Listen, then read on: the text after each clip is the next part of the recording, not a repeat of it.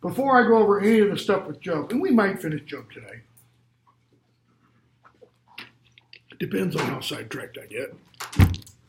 Somebody asked yesterday, and I said I would send an email out, and being brain dead from too many days sitting in the hospital, I forgot to. For your works cited page, for your exam, you only need one entry for the works cited page, because you're only, hopefully, quoting from one source, and that's the New Oxford Annotated Bible. So this is what your works cited page, even though it's one, you still use plural. This is what your works cited page should look like. Okay? I've given the editors' names because they are the editors of it, so they ought to get some credit. May, comma, Herbert G, period, comma, space, and Bruce M. Metzger, comma, EDS, abbreviated form for editors. EDS, period. The New Oxford Annotated Bible with the Apocrypha. Okay? None of this is italicized or underlined. Why? It's a work of sacred scripture. Similarly, if you were citing the Quran, you wouldn't italicize the Quran. If you were citing the Bhagavad Gita, you wouldn't italicize that. Normally, you italicize titles of works. But when it's a work of sacred literature, for some reason, the head honchos in the MLA decided years ago, you don't italicize that. Okay? Then you give the edition, Revised Standard Edition, New York, Oxford UP, and the date. This is kind of a mishmash of differing dates of MLA style. Okay? The latest MLA 8th edition, you don't include the place of publication for some reason, but I don't like that, so I want you to include the place of publication. Yes? So for in-text citation, do you want us to put May? No, I'm going to get to that in just a second. For your in-text citation, just use this. I got to make sure I get them in the right order. NOAB. All caps, no underline, no boldface, no curlicues, don't use weird colors, I get all kinds of weird things. Just NOAB. So you'll introduce the passage, whatever it is, and then NOAB, probably what you're going to do, though, is have something like, I don't know, Job 21. Or if you introduce the passage, according to the book of Job, then you would just have the chapter and verse, okay, in your citation. Why? Because you only have one source. That tells me. Go back to the works cited page, and this is the only thing there. Okay? If you want to cite the introduction to one of the books, the little brief introduction that comes, then you would put May and Metzger and the page number that it falls on. Okay? Yes? If we were to still include the name of the book with annotations such as, or a citation such as that, would you count off for it? Say that again. So if we were to include, say if we did a citation just like that, and we did include the book, even though we only have the one citation, would you count off for that? No. You mean this kind of citation? Yes, but we still included like NOAD. No, but you'd have to include the book of the Bible. So if you did, you could be more specific and say, for example, not Psalms because you're not doing Psalms. Exodus 21.3, and then after that you could have NOAB. That tells your reader specifically. It's this one, which is back on this page. So you prefer to include the NOAB on each one? Not necessarily. If you include book, chapter, verse, that's enough. Okay? So in my paper, I introduced whatever verse it is. So for example, Exodus 1, 2. I'll introduce that in the beginning. So can I just put NOAB Yep. page number? Yep, exactly. But you don't even need to include the page number. Just NOAB. Yep, because that tells me, go to this, and go to this source in it, and it's right there. Will you count off? Nope. Okay. it's always better if you're gonna err. Always better to err on the side of more information than less. Okay. Any other questions about that? Yes. This isn't about the citation. Okay. But like in our paper, if we wanted to quote like a book that we haven't studied yet to build our argument for the books that we have studied, are we allowed to do that? Sure. Like if I did quoted like Hebrew. Yeah, because I made, as we talked about the various Old Testament books, I made reference to Luke, I made reference to Psalms, I made reference to Deuteronomy, which we didn't do, I made reference to Joshua, which we didn't do. So, yeah, I mean, if there are other, biblical passages you want to, just again, you're still only going to have this, but you might have, whatever the other book is, Hebrews, etc. Gotcha. Okay? All right. Any other question about that? Because if not, let's go on. Okay, so the book of Job.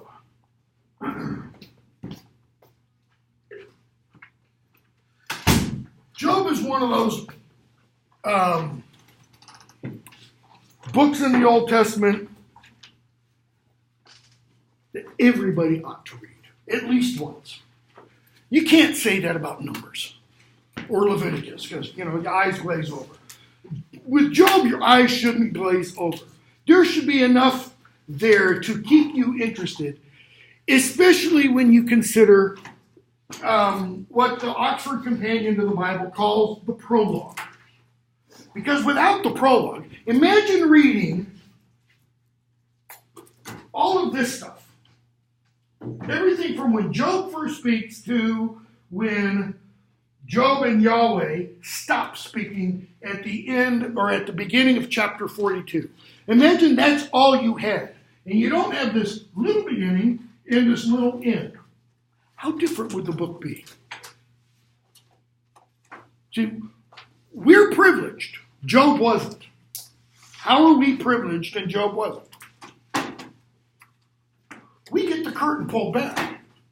We get to see why what is happening to Job is happening to Job. And why what is happening to Job has nothing to do, right, with anything that Job's three quote-unquote friends say to him. They essentially say, all this stuff's happening to Job, why? Because he sinned. I mean, that's ultimately it. He sinned. He did something wrong. Without this, it's a logical argument. It's not logically proven, but it makes sense. Okay? If you live within this kind of culture where bad things happen to bad people, good things happen to good people, etc. So it's thought. Okay? But this tells us what? This prologue at the beginning tells us what? That's not what's happening. Okay? So before we break it down into this, what we're going to talk about here, I want to talk about, the book is literature, first and foremost. And I don't know that anybody else has suggested this. I'm sure they have, because I'm not that original. But I was thinking about this the other day when I was sitting in the hospital, waiting for my mother-in-law to come out of surgery or something. You could read the book of Job like a literary comedy. That is, a form of drama, okay? The ancient Greeks had two primary forms of drama, tragedy and comedy, okay? Tragedy we all kind of understand. Tragedy is when somebody, usually somebody a little bit above the middle, what we would call middle class, somebody, of a higher station in life, does something. And that doing something causes all kinds of bad stuff to happen to him or her. And usually, in the Greek dramas at least, or in the Greek tragedies at least, that person dies as a result of it. Okay? So, that kind of action in a play is represented with a regular triangle or pyramid. And the play begins at the very beginning, obviously, and then you get what's called the complication. Something happens that creates the conflict. And then you get what I have abbreviated here, the RA, the rising action. The complication gets increased. Think of a teapot, and you turn the heat up and up and up and up, and the water boils faster and faster until you reach the climax. And the climax is usually when The tragic hero goes, oops.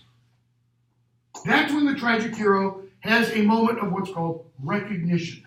He or she realizes, I really stepped in it. I caused what is about to happen, the following action. I caused all the stuff that's happening to me to happen. It's my fault. Okay? And usually in Greek tragedy, that's ascribed to some aspect of the tragic hero's character. Okay? Usually, not all the time, usually it's because the person acts rashly. He or she acts impulsively. Okay? And that causes the falling action and the denouement, the unraveling. Okay? In a tragedy, at the end of the play, trying to think of Greek tragedies. Yeah, pretty much in every one of them. At least one person's dead, the tragic hero. Usually, a couple of other people. There's collateral damage, so to speak. Okay? The purpose of the Greek tragedy is to excite in us, the viewers, the spectators, two feelings. Feelings of pity, there but for the grace of God go I, and, to build up the tension, to build up anger and release it, to have a quote-unquote what's called a cathartic effect. Cathartic. It means release. So you build up that tension, and then you go, oh. We see the same thing in film today. Most action films are based upon this kind of premise. You build up the suspense, you build up all the tension, and by the end of the film, what happens? The action hero does what we expect an action hero to do. The bad guys get their comeuppance, and you walk out feeling good. Okay? Comedy. How's comedy different?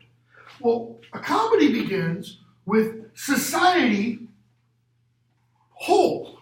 That is, there aren't problems. And then very, very quickly, something happens to rupture society, to rip it apart. Usually, it's not all of society. It's not like, the United States, ripped into two. It's usually it starts at a small level, like the level of the family. A father gets between a girl and her boyfriend, or a woman and the man she loves. That's a rupture, right? That's a rupture in the family between the father and the daughter, and between the daughter and the person that she loves. So that creates a breakdown, and that breakdown ripples through society. The conflict then goes on, the complication, and you have a falling action. Why? Because it's opposite than this. See, in the rising action, in the complication, you look at the tragic hero and you go, oh man, this guy's great. He's on top of things. And then, oops, here, everything's falling apart. It's just nothing's going well. And at this point, at the climax, a comedy could flip it over, become a tragedy. And the quote-unquote comic hero could become a tragic hero. But it doesn't in a comedy. Why? Because at this point, the climax in a comedy, we start to see the resolution of that rupture. We start to see the problem being resolved. The father gets out of the way of the two lovers. Or some god intervenes and brings the two lovers together and essentially tells dad, get out of the way. Okay? And by the end of the play, society is restored. The family is restored. The lovers are with who they ought to be, etc. I'm thinking of Shakespeare's Midsummer Night's Dream because I'm teaching that next. And everybody, for the most part, is happy. Okay? Now, in Shakespeare's comedies, not everybody's happy. In any of the plays, there's always at least one person who walks off. He's not happy with what's going on. Okay? So, I'm suggesting you can read the book of Job as Job's divine comedy. Why divine? Because God's involved, obviously. So how's it a comedy? Notice, rupture begins at the beginning and everything falls apart. How does Job begin? Look at the prologue. There was a man in the land of Uz, this is page 613, whose name was Job, or Uz, however you want to pronounce it. And that man was blameless and upright, one who feared God and turned away from evil. Okay, so who's speaking? General narrator, right? And the narrator speaks from the standpoint of kind of being editorially omniscient. He knows everything. He or she knows all. Okay? What has the narrator just told us? Job is what? Blameless before God. Okay? He was blameless and upright. He feared God, and he turned away from evil. So blameless, upright, feared God, turned away from evil. That's pretty categorical. Job doesn't have any issues. Okay? And then we find out a little bit about Job, personally, his background. Lots of sons, lots of daughters. He's rich. Everybody looks up to him, etc. Okay? And then we get verse 6. Now there was a day when the sons of God came to present themselves before the Lord. The Lord there, remember, is, we've got it written down, Yahweh. That's what's called the tetragrammaton. Tetra, 4, grammaton, 4 letters. It's the name of God that you can't speak. Okay? So, the sons of God come to present themselves before God. And Satan also came among them. Now, you got a little footnote there saying, Satan is not yet the demonic personification of later Judaism, etc., etc. I know your editors have a whole lot more knowledge about biblical studies and such a thing, but I'm not quite sure that's correct. The word Satan is not native Hebrew, however. That word does enter the Hebrew lexicon in what's called the Babylonian captivity, when the Jews get carried off to Babylon by Nebuchadnezzar in the 5th, 6th century. Okay? It's a name that only means what? Your adversary, your opponent. Okay? So, the adversary, the opponent, it doesn't mean the pitchfork, the horns, all the horror movies, etc. Not that character. The adversary, the opponent. Whose adversary or opponent? God's? God doesn't really have one. Why? God's omnipotent. There's nothing else close. You can't oppose that. Right? Probably humanity's adversary or opponent. So, Satan comes too. Why? Because this is the council. And we're told the sons of God come to present themselves. In other words, it's kind of like, roll call in the military. You go and you stand at attention so that your commanding officer God's the commanding officer, and these are all the peons. Who probably, let's read into it a little bit more, who probably is included here? Who else would be there that we know of by name in the quote-unquote angelic orders? Who visits Mary? Gabriel. Michael is probably there. And a bunch of other L's from other places in the Old Testament. Raphael, Uriel, etc. So, God says to Satan, where you been? Whence have you come? And Satan says, from going to and fro in the earth, walking up and down on it. Well, you could jump to, Peter? 1st or 2nd Peter in the New Testament? And what do we hear about Satan?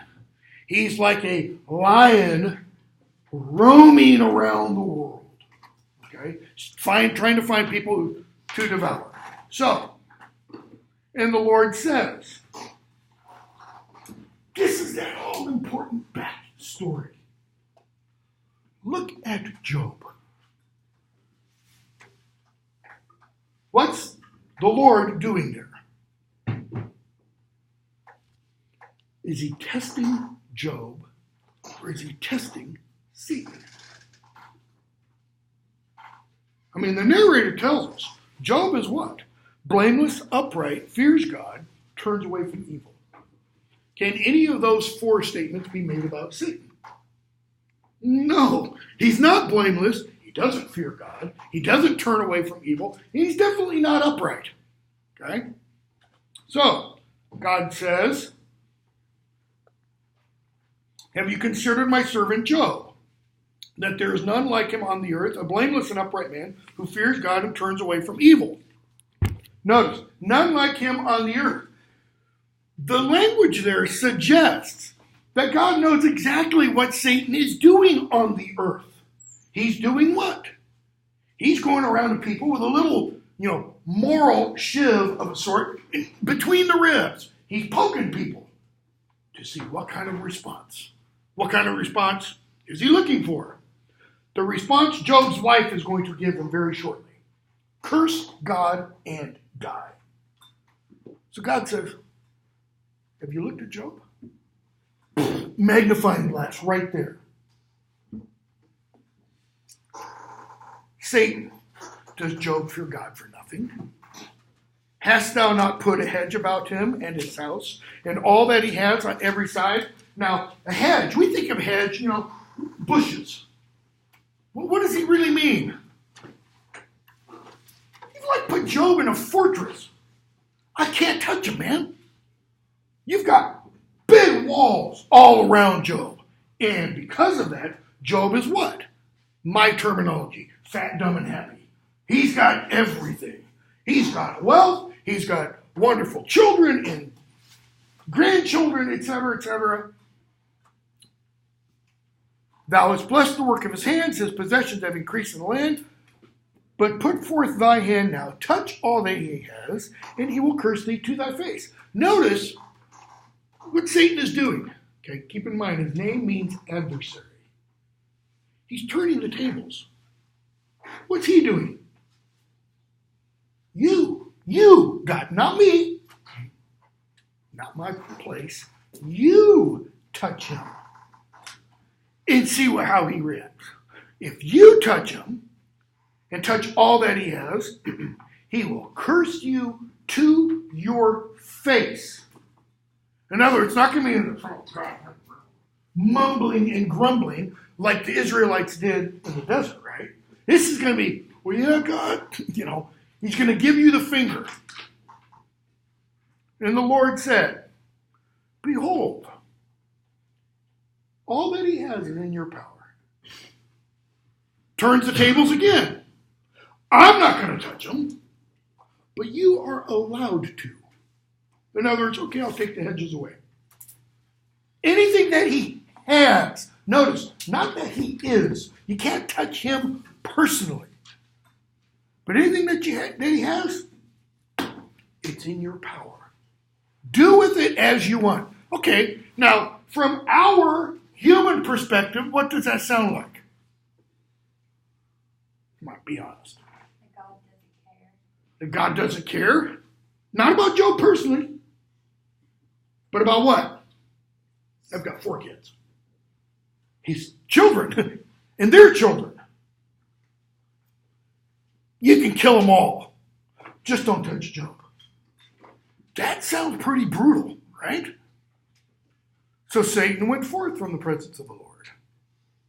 And then we get verse 13. Now there was a day when his sons and daughters were eating and drinking wine in the eldest brother's house. Now, go back for a moment earlier, and what are we told? Whenever the sons and daughters do this kind of thing, what does Job always do afterwards? He prays and sacrifices for them, just in case they did something they shouldn't have done. Okay? And what happens? Boom, a messenger comes. Oxen were plowing and asses feeding beside them, and the Sabaeans fell upon them. They're all dead, and I alone have escaped to tell you. So, your material wealth, gone. Stock market crash of 850 BC, While he's speaking, another guy runs up. Fire of God fell from heaven, burned up the sheep and the servants, and consumed them. So your cattle are gone, your oxen are gone, Now your sheep are gone. Oh, and your servants are all gone. While he is yet speaking, another guy runs up, out of breath. Chaldeans formed 3 companies, made a raid upon the camels. So your camels are gone, and the servants with them. And the last one. Why? Children are a little bit more important than livestock. Your sons and daughters were having a party, and a tornado came. And behold, a great wind came across the wilderness, struck the 4 corners of the house, and fell upon the young people. They are dead, and I alone have escaped to tell you.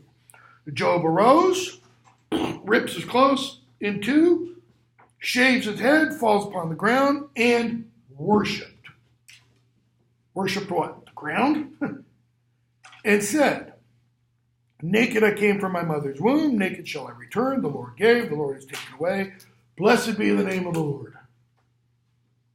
Now, right attitude, wrong attitude.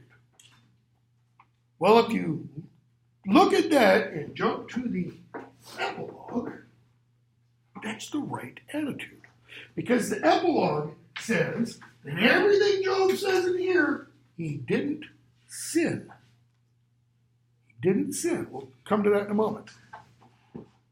In all this, Job did not sin or charge God with wrong. He didn't sin in saying what he said, and he didn't say it's God's fault. Bear in mind, Job doesn't know this. He is totally unaware of what's happening, in heaven. So, again, another day comes, the sons of God come and stand at attention, and the Lord says, where have you been? Satan tells him, and he says, so you considered my servant Job. None like him on the earth, a blameless, upright man who fears God, turns away from evil. And God just hits replay. And he replays what he said earlier. He still holds fast his integrity. What does that adverb still mean? You already been doing it. You already had integrity before. Okay.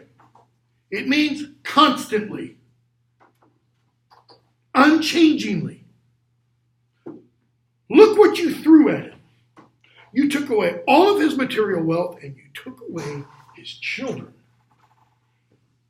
And yet, he still holds fast his integrity.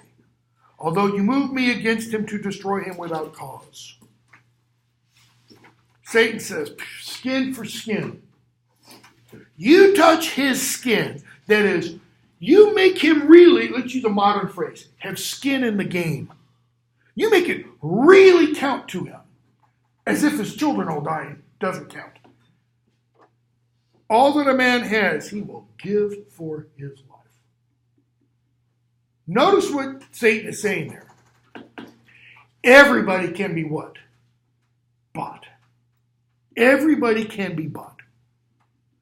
If you increase the pain enough, he'll say, Uncle, I give. Put forth thy hand now, touch his bone and his flesh, and he will curse thee to thy face. God says, have at it. Just don't kill him. Just don't kill him. Okay, you can't take it to the final degree, but you can do what? You can almost kill him. I mean, that's what that means. You can almost kill him. So, what are we told? Satan goes forth and afflicts Job with loathsome sores from the sole of his foot to the crown of his head. He starts breaking out in like AIDS boils. I mean, just here to here, everywhere. And he gets a piece of cracked pottery and he sits there and scratches them. Why? Because they itch. And the more he scratches, the more they itch, the more infected they become. Starting to what? Death would be preferable. And his wife comes to him. Curse God and die. You speak as one of the foolish women would speak. Shall we receive good at the hand of God? And shall we not receive evil? In all this, Job did not sin with his lips. And yet, what has Job just said? God does what? brings good and evil. Well, we're going to read another book. I'll say shortly, but who knows how shortly it'll be. Where the author of that book essentially says the same thing. Ecclesiastes. Okay? And Proverbs. And Psalms. They're all wisdom books. So, Job's three friends hear about his plight, and they come to visit. Why? Ostensibly to do what? What do friends try to do for you when you're suffering? Make you feel better, cheer you up, comfort you. Ever had friends like these? So they come, but notice, for 7 days they don't say a word. They just sit there with him. I don't know that this is intended or not, but I'll say from personal experience, that can be the most comforting thing someone can do when you're sitting beside somebody's bed in a hospital that has cancer. Because if you try to offer some word of comfort, usually somebody with cancer, especially if it's terminal, they cut through the, pardon my French here, they cut through the bullshit factor very, very fast. It's like, just stop. Don't tell me it's going to be better. Or somebody whose child has just died. Don't tell me it's going to be better. It's not going to be better. Okay? So they just sit there and they're silent. And they suffer along with him. And then Job speaks. Chapter 3. Okay? That's this first cycle, or what over here I am suggesting is the beginning of Act 1 of this divine comedy. And Job says, we're not going to read all of these passages, obviously. Let the day perish wherein I was born, and the night which said, a man-child is conceived. What does it really mean? Wish I'd never been born. I wish I'd never been born. It would be better had I never been born than what? Because the then is implied. That to be born and endure what I am enduring now. Let that day be darkness, may God above not seek it, nor light shine upon it. Blah, blah, blah, blah, blah. Okay, so we're going to skip a bunch. Go to 11, verse 11. Why didn't I die at birth? Come forth from the womb and expire. Why did the knees receive me, or why the breast that I should suck? For then I should have lain down and been quiet. If I had died at birth, what's he saying? I wouldn't have suffered what I'm suffering. Is Job, quote unquote, sinning in saying this? According to later on. Nope. Why? This is a natural human expression. Okay? So he goes on. Verse 20. Why is light given to him that is in misery, and life to the bitter in soul, who long for death, but it comes not, and dig for it more than for hid treasures? So, why am I allowed to keep on going when I would rather die? Why can't I just die? Notice what option Job never puts forth, nor any of his friends. There's no 8th century BC American Hemlock Society, which is an American society that advocates suicide. There's no physician-assisted suicide. There's no suicide even thought of or contemplated. So Job's kind of like, I got to keep going until God takes me away. Okay? Why is light 23 given to a man whose way is hid? Whose way? What does that mean? Whose way? The path forward. Whom God has hedged in. God's hedged me in, he says. How? Now with this sickness, I can't progress. I can't move on. And yet Satan said God hedged him in before when he had all the wealth of the world. For the thing that I fear comes upon me, verse 25, and what I dread befalls me. I am not at ease, nor am I quiet. I have no rest, but trouble comes. And he's kind of implying, I wake up in the morning, and it's even worse than it was the day before. So, Eliphaz the Temanite. Okay? And what I've got on this side is each of these A, B, C, D, E sections is broken down into who speaks when. So Job speaks chapter 3. Eliphaz speaks chapters 4 and 5. Job responds. Notice in all three of these the order. Job, Eliphaz,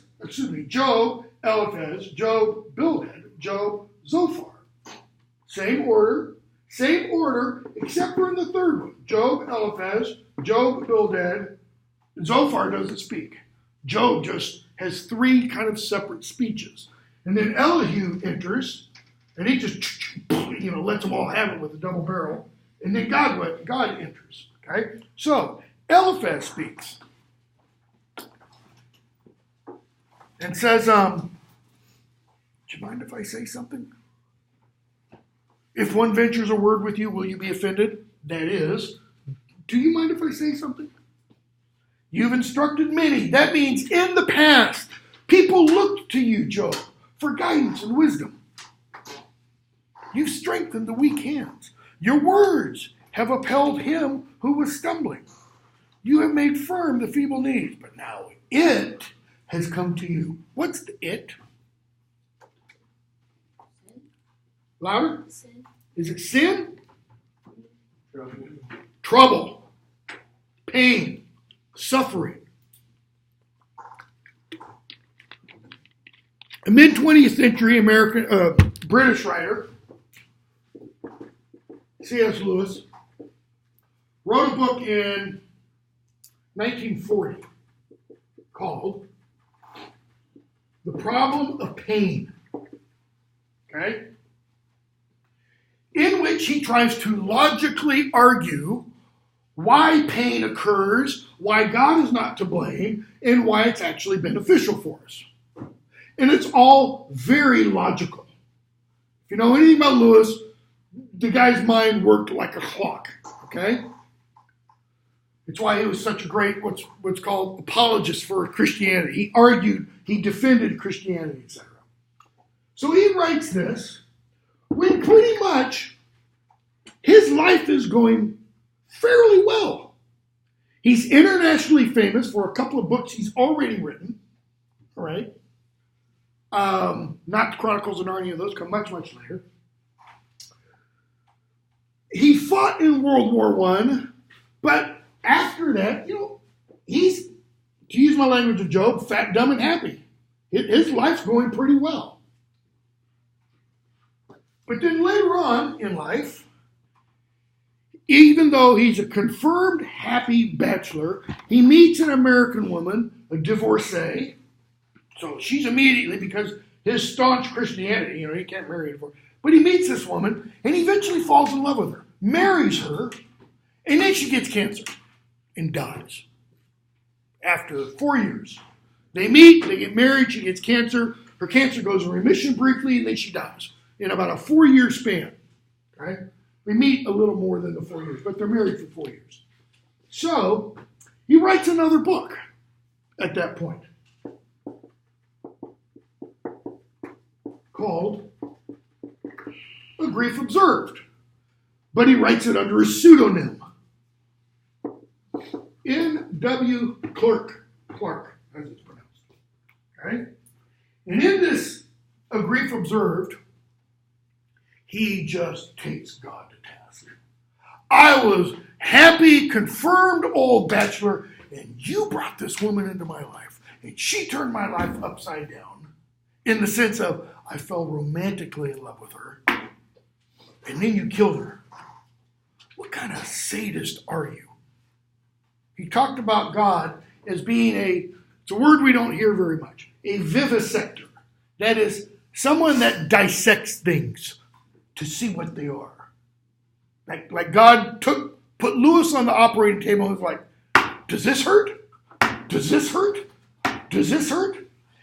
But by the time he gets to the end of this, okay, notice, it's a grief observed. He's kind of putting himself in third person, looking down on the patient, okay?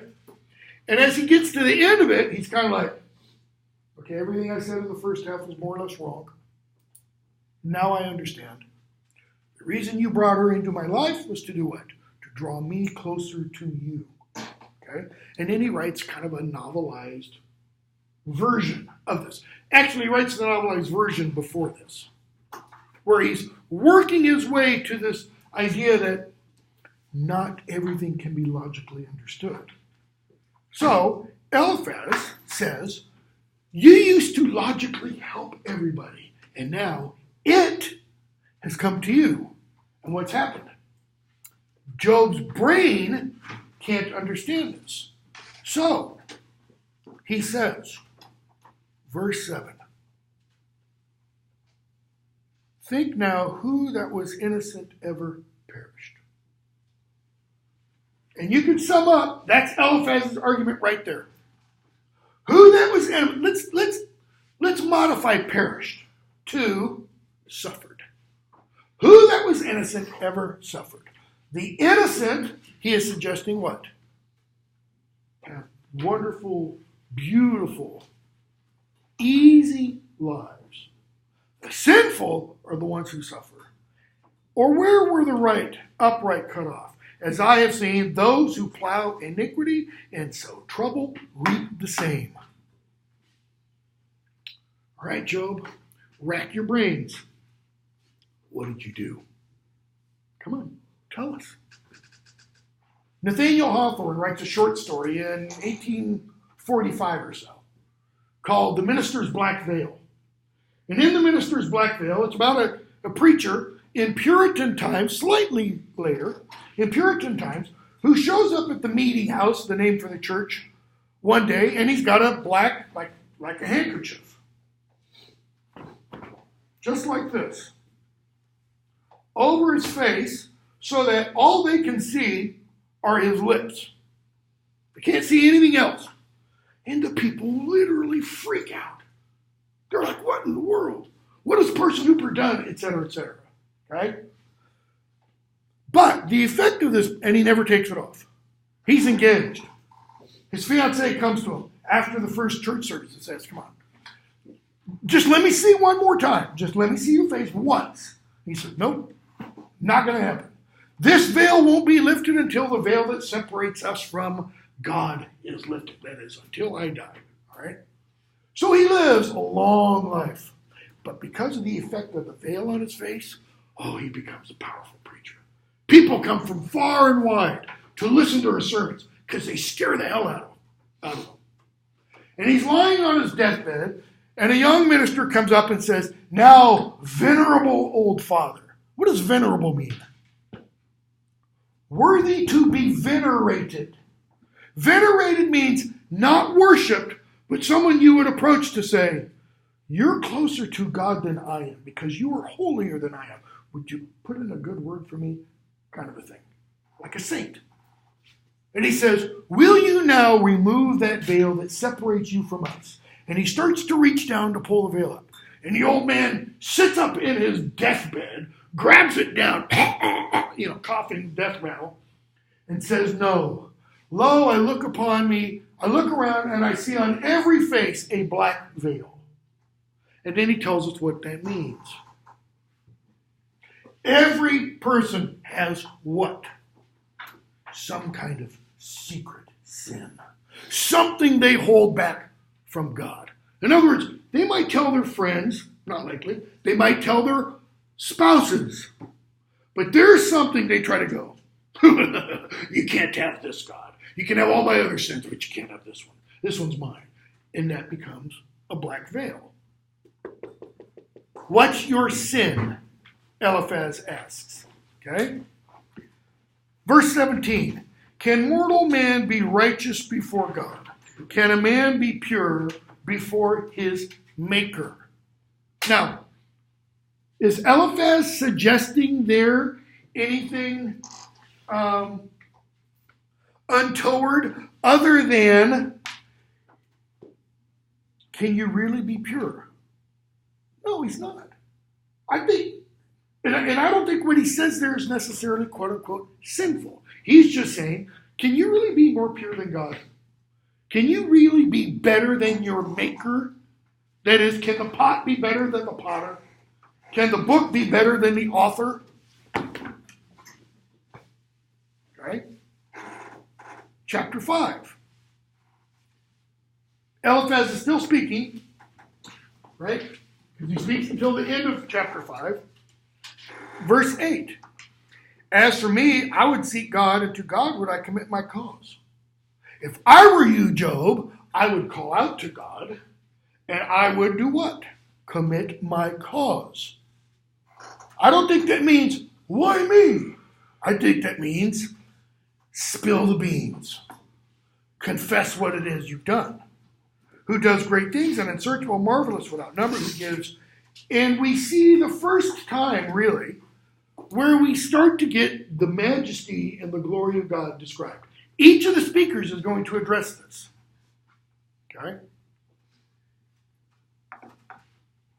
And he goes on, and he says, he frustrates the devices of the crafty so that their hands achieve no success. Verse 12, he takes the wise in their own craftiness. The schemes of the wily are brought to a... He's kind of implying, Job, there's something you're hiding. But he also talks, verse 15, about the fatherless, the needy, 16, the poor. Okay? Which are also images that are going to be repeated. He wounds, he binds up, he smites, but his hands heal. This, verse 27, this we have searched out, it is true. Here, know it for you good. So, Job, you've done something. Job answers. Chapter 6. Oh, that my vexation were weighed and all my calamity laid in the balances. Let's weigh everything I've done with everything that's happened to me. Let's see if the one outweighs the other. Let's see if my sins outweigh the things I'm suffering. Okay?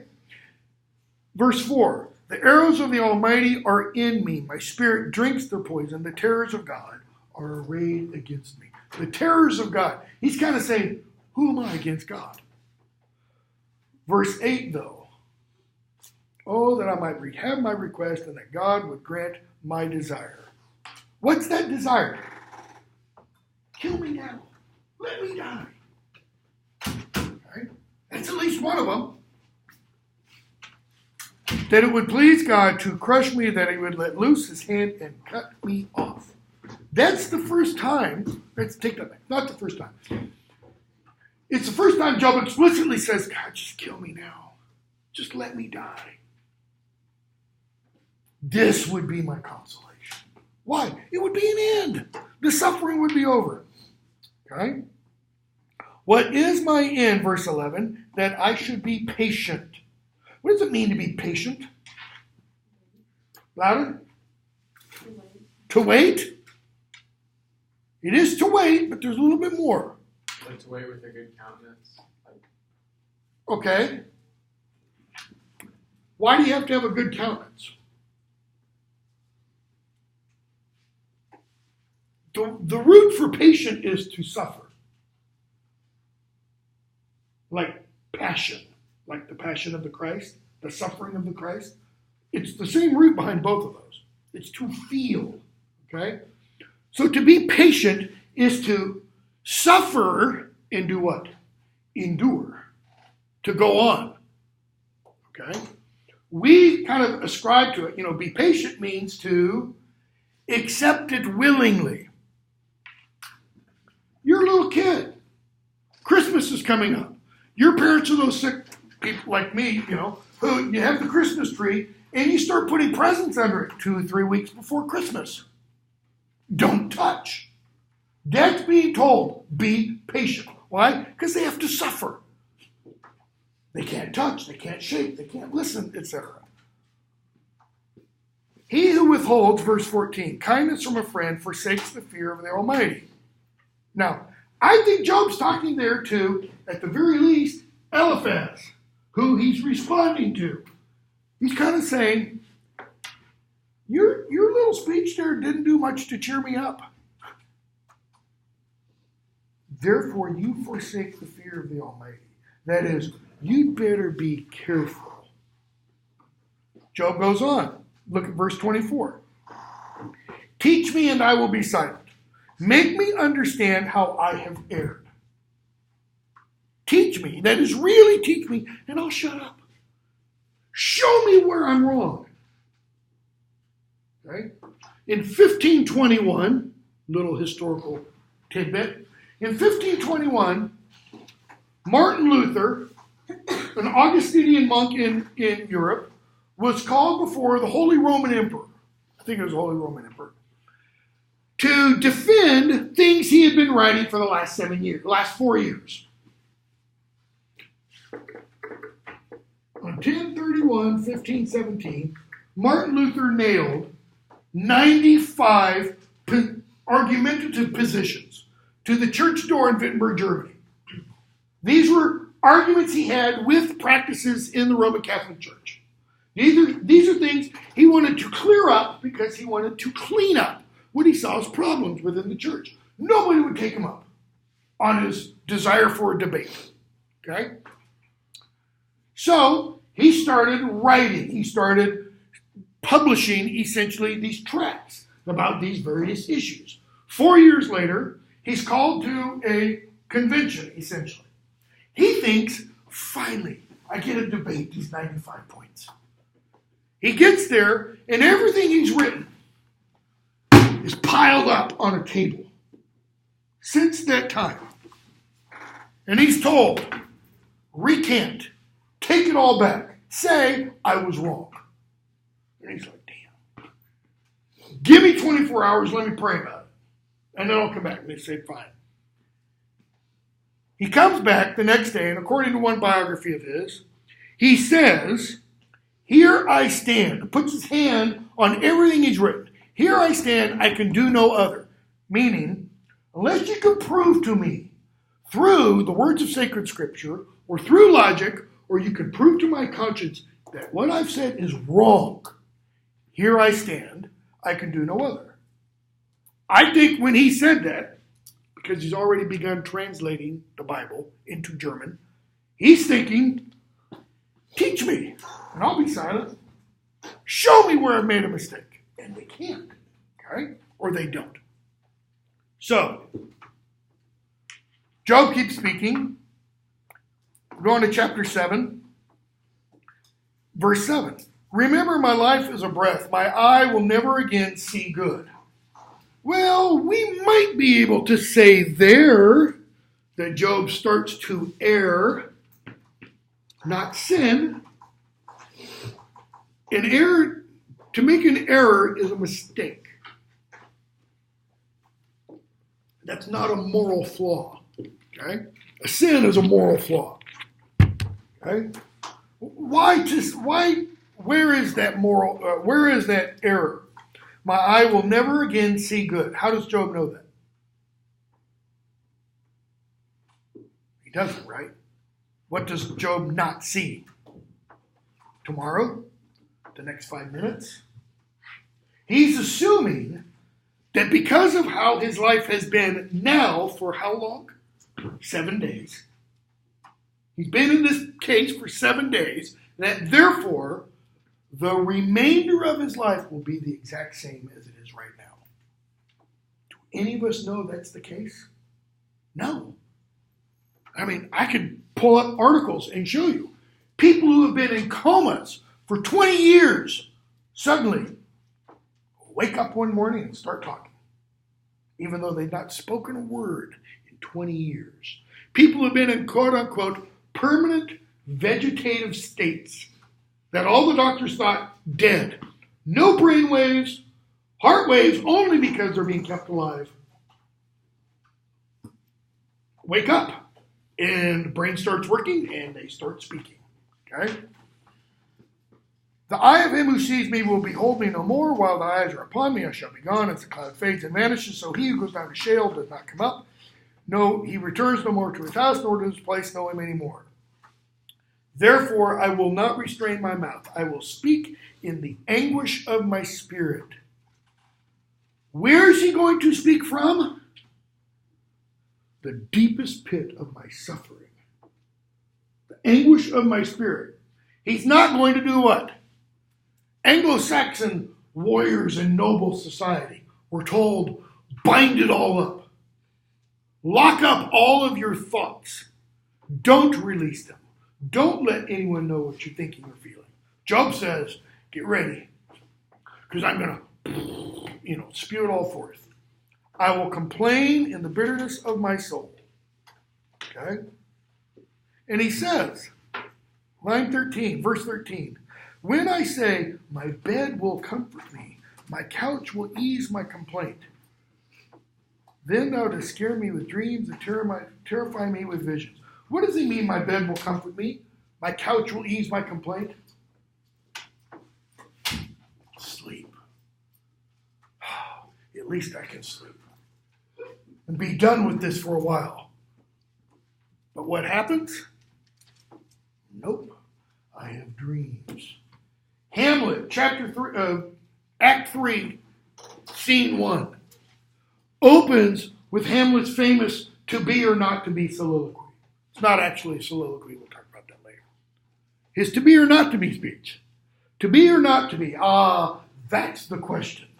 But he goes on and talks about sleep. To sleep, perchance to dream. There's the rub. Why? Because what dreams bring, Hamlet suggests, come from outside us. And if sleep is an image of death, which is what they thought in the Renaissance, if sleep is an image of death and you dream in your sleep, then from that sleep, death, what dreams may come? And what he means is, death is the undiscovered country from whose bourne no one returns.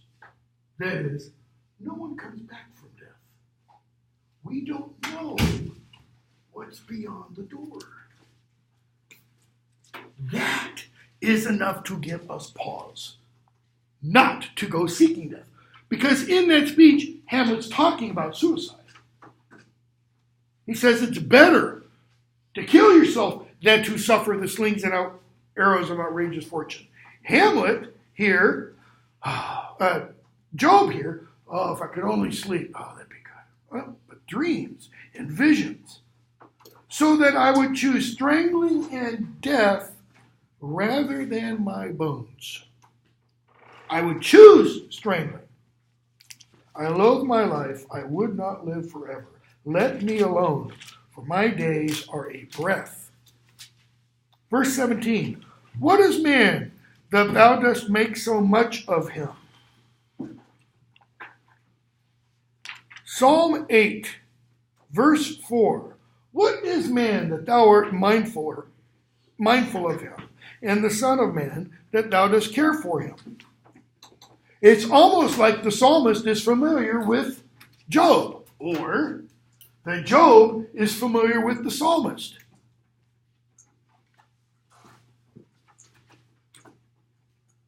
Why hast thou made me thy mark? Verse 20. Why have I become a burden to thee? The thee, he's not talking to Eliphaz here. Who's he talking to? I mean, he's not talking to anybody else. He's responding to Eliphaz, but more specifically to God. Why dost thou not pardon my transgression and take away my iniquity? What has Job just admitted? I have transgressed. I have sinned iniquity. For now I shall lie in the earth. Thou wilt seek me, but I shall not be. I'm going to die, and you won't be able to find me then.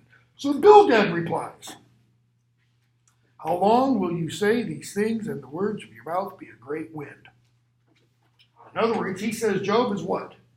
Full of hot air. You're just blah, blah, blah, blah. Does God pervert justice, or does the Almighty pervert the right? He is suggesting that Job is suggesting God is unjust and not in the right. Okay? So we're going to skip the rest of Bildad, and Job responds. Chapter 9. How can a man be just before God? If one wished to contend with him, one could not answer him once in 1,000 times. And what does he do? He goes on and talks about God's wisdom. How? He removes mountains, they know it not. He overturns them in his anger. It said he does stuff with the stars. Verse 10, who does great things beyond understanding, marvelous things without number. Notice, everything Job is talking about God is about what? God acts. God does. It's not God's being or God's essence or God's godness. It's God's actions where? In the universe, in the world. He passes by me, I see him not. What's he mean? Oop, there goes God. Can't see him, but he's all around. He moves on, I don't perceive him. 14. How then can I answer him, choosing my words with them? Though I am innocent, I cannot answer him. I must appeal for mercy to my accuser. God is my accuser. And you got a little gloss down there. Possibly, I must appeal for mercy to my accuser, or I must appeal for mercy for my right. That is, for what I have owed to me. But you can go from there to chapter 38. That's 33. That's not 38. Then the Lord answered Job out of the whirlwind.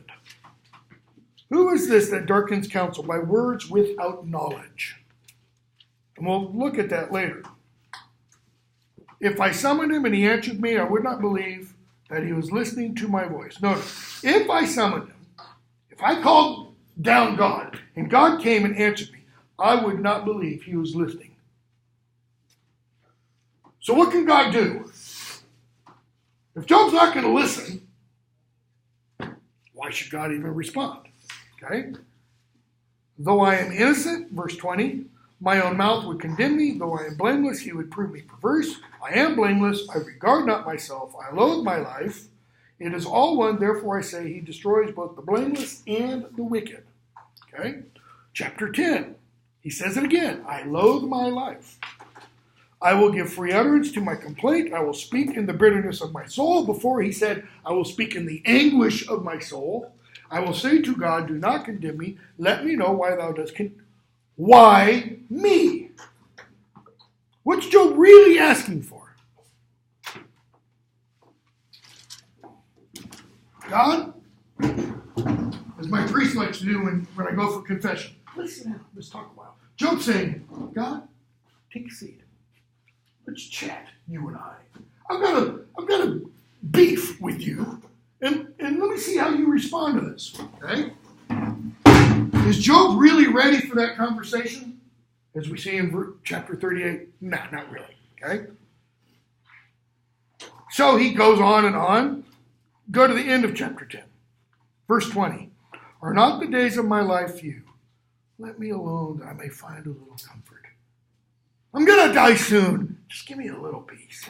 Before I go whence, I shall not return to the land of gloom and deep darkness, the land of gloom and chaos, where light is as darkness. And then Zophar gets to reply. We're still in this first cycle, what the Oxford Companion calls the first cycle, or what I'm still calling Act 1. Okay? So Job's had 3 speeches. Now Zophar is going to end the act, so to speak. And just look at verse 4. You say, my doctrine is pure and I am clean in God's eyes. When did Job say that? He doesn't. Job never said that. I mean, he just said earlier that he acknowledges his transgression. So, and I am clean in God's eyes, but oh, that God would speak and open his lips to you, and that he would tell you the secrets of wisdom. Okay? What Zophar means with 5 and 6 is, In response to my doctrine is pure and I'm clean in God's eyes. Oh, I wish God would show up and unfold to you his wisdom. Is Zophar speaking wisdom there? Yes, he is. But it's everything else, and it's his opening premise that's wrong. By saying that Job said, my doctrine is pure. That's not what Job says. Job never says that. Okay? So, verse 7. Can you find out the deep things of God? It's a good question. Can you find out the limit of the Almighty? Notice the inherent contradiction in the question. The limit of the Almighty. If he's Almighty, there is no limit. It is higher than heaven. What can you do? Deeper than Sheol. What can you know? So he goes on and describes God and such. He gets a short speech. He gets a short speech here too, and he doesn't even get a speak here. It's kind of like Zophar is the least bright bulb in the box of the three, so to speak. Okay? So Job replies, no doubt you are the people. Wisdom will die with you. Job's being a smartass. That's sarcasm. Oh, you guys are so wise. But I have understanding as well as you. I am not inferior to you. In other words, Job is saying, but I understand as much as you guys. You're not smarter, wiser than I am. Go down to verse 10. In his hand is the life of every living thing and the breath of all mankind. In God's hand is the life of everything. Why? God's the creator. What's Job really getting at? He controls it all. And if he is the creator, what else? If you're a creator, I work wood, but if you're a potter and you're making this out of ceramic, what can you always choose to do? If you haven't thrown it, put it in the kiln and everything, you can always pull it off, slap it back on the wheel, and unmake it. Okay?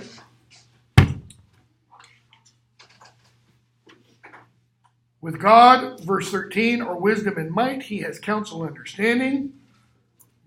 Chapter 13, verse 2, what you know, I also know. I am not, he said it again, but I would speak to the Almighty. I desire to argue my case with God. Go back to C.S. Lewis for a minute. Between this book and this book, 1940, 1960, I believe, in, I think it was 1956, he wrote a novel titled Till We Have Faces, which is a retelling of the myth of Cupid and Psyche. Okay? Psyche is one of three sisters. She finds out Cupid wants to marry her. Cupid thinks she's a knockout and all this kind of stuff. She goes and marries him, but she's never seen him. Okay? She can't see him. That's the one prohibition he puts on her. You can never see my face. Okay? And her sisters trick her into taking a candle to bed one night to see what he looks like. Because they make her think he's foul, horribly disfigured. And she lights the candle and she drips a little bit of wax and wakes him up. And he gets angry and banishes her. Okay? Well, the sisters do that because they're jealous that she gets to marry the God of love. You know, imagine the love they have. Well, Lewis takes that and he refashions it. And all throughout his version, Till We Have Faces, you have a protagonist. Her name is O'Rule. And she is ugly. She's not disfigured. She's just down and out ugly. Her father calls her ugly. Nobody wants to see her face. Okay. She has a little sister who's gorgeous. And the little sister has to end up being sacrificed to this god, the brute, who is Cupid. This is his retelling. And the point of the novel is, O'Rule is wondering why the gods hate her so much. She is angry. And she wants the gods to sit down and prove themselves to her. And in fact, at one point she says, so, after all this, I wrote it all in a book. Well, It's exactly what Job's talking about. Okay? I would speak to God. Will you speak falsely for God? Verse 7. And speak deceitfully for him. Job is saying his three friends, you guys don't understand God as well as I do. Will you show partiality toward him? Will you plead the case? Will it be well with you when he searches you out? That is, just wait till you're touched by the finger of God. Your maxims are proverbs of ashes. Maxims. Your wise sayings are worth what? Zilch. Okay? 18. Behold, I have prepared my case. I know I shall be vindicated. That is, I'm in the right. Who is there that will contend with me? How many, verse 23, are my iniquities and my sins? Make me know my transgression, my sin. Why dost thou hide thy face? Etc. Okay? He goes on. Chapter 15. Eliphaz. Well, we're in the second act, the second cycle of speeches. Eliphaz replies.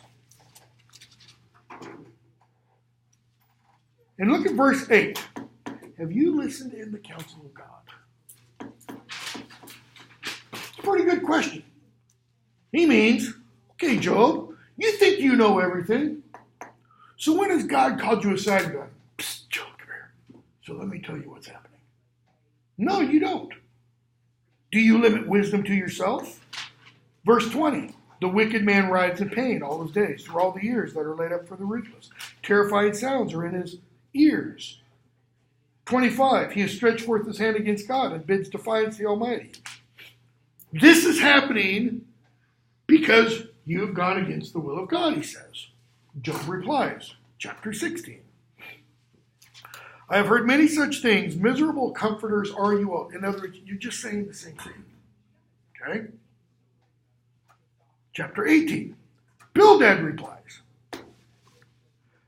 Verse 5. The light of the wicked is put out. Verse 7. His strong steps are shortened, and his own schemes throw him down. This is why it's happening. You're wicked. Okay? Chapter 19. Job replies. You see the pattern, and it just repeats. Okay? Even if it's true, verse 4, chapter 19, even if it's true that I've erred, my error remains with myself. Now, look at your little gloss down there. 19:4. My words may have been in error, but they concern only myself and do not constitute an offense against God or man. Your editors are saying that Job is essentially saying, even if I am wrong, my error is about me. It's not about God. I mean, he's said all the right stuff about God's wisdom, God's power, God's majesty, God's having everything in his hand, etc., etc. And then he says, hold on. You can look at chapter 19 and compare it with chapter 88 of Psalms. Okay? And one of the things your editors mentioned, and the editors of this, the Oxford Companion, suggest is, there's no real solution to the quote-unquote problem of pain or the problem of suffering that is put forth in the book of Job. I don't think that's quite right.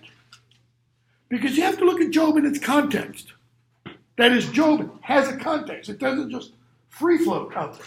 Well, what's its context? What comes after Job? Psalms. Well, I challenge you to read the Psalms and say that the Psalms don't describe a situation like Job finds himself in. David frequently is kind of like, okay, God, why is all this happening? Look at chapter 88. O Lord, my God, I call for help by day. I cry out in the night before thee. Let my prayer come before thee. Incline my ear to my cry, for my soul is full of troubles. My life draws near to Sheol. I am reckoned among those who go down to the pit. I'm a man who has no strength, like one forsaken among the dead. Skip a little bit. I'm shut in so that I cannot escape. My eye grows dim through sorrow. Every day I call upon thee, O Lord. I spread out my hands to thee. Verse 10. Dost thou work wonders for the dead? Do the shades rise up to praise thee? He's saying, I cry out to you, and silence. Okay? But Job goes on, verse 23, chapter 19. Oh, that my words were written. That they were inscribed in a book. Kind of like saying, here you go, God. Here's my complaint. Here's my charge. For I know that my Redeemer lives, and at last he will stand upon the earth. And you have an interesting footnote about the 1925. I know that my Redeemer lives. Where is it?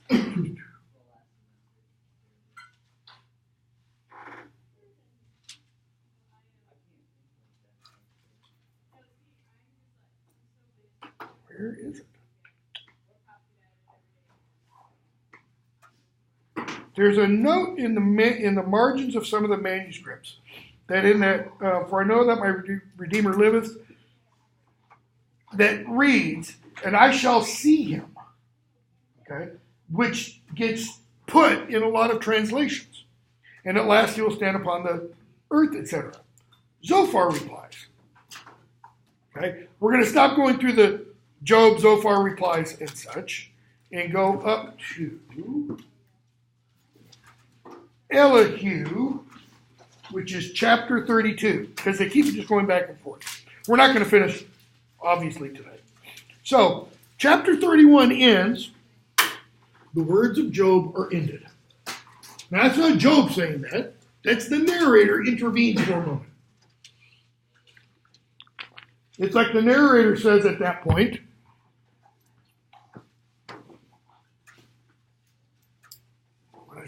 end of 31. It's like the narrator says here, Job's done. Job has no more speeches. He will a little bit later on, but not much. Okay? So, chapter 32. So these three men ceased to answer Job because he was righteous in his own eyes. That's the narrator telling us. They stopped answering. Why? Because they weren't going to prove to him. Okay? So Elihu gets angry. He's angry at Job. Why? Because he justified himself rather than God. Now, Job did at one point justify God. When was that? His very initial response to what happened. The Lord gives, the Lord taketh away. Blessed be the name of the Lord. It's his right. It's his prerogative. Okay? But then afterwards, what's he, he says like what we read earlier. I've got a written, bill of attainder, so to speak. I've got written charges. Prove to me, God, that I'm wrong. So now Elihu speaks. And the whole thing about Elihu, kind of interesting, biblical scholars suggest that all of this was added later, came from a different source. That Elihu doesn't really belong. Okay?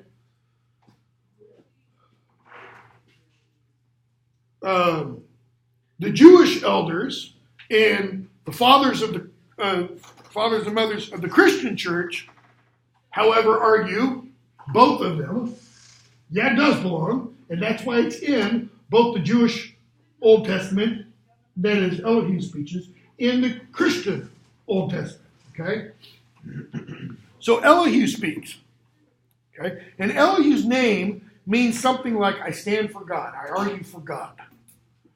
I once had a class where the professor essentially said that Elihu can possibly be like the angel of the Lord in some of the earlier books of the Old Testament that we read. That is a manifestation of God.